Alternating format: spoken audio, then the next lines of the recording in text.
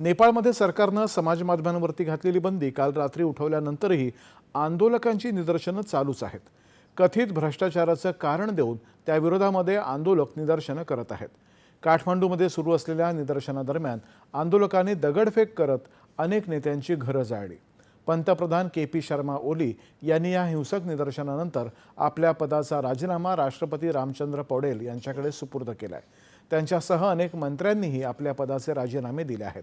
संसदेच्या काही भागात निदर्शकांनी जाळपोळ केल्याचंही वृत्त आहे।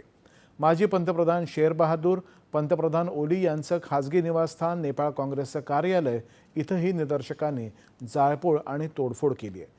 तिथं उसळलेल्या हिंसात्मक स्थितीवरती नियंत्रण मिळवण्यासाठी पोलिसांना अश्रुधुराचा वापर करावा लागतोय।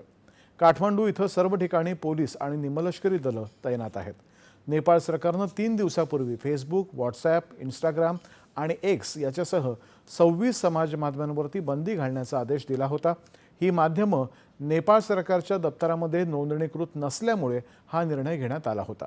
यानंतर काल नेपाळमध्ये हिंसक निदर्शनं झाली। आंदोलक तिथल्या केंद्रीय कायदे मंडळातही घुसले होते।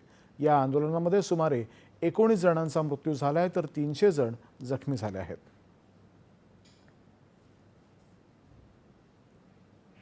नेपाळ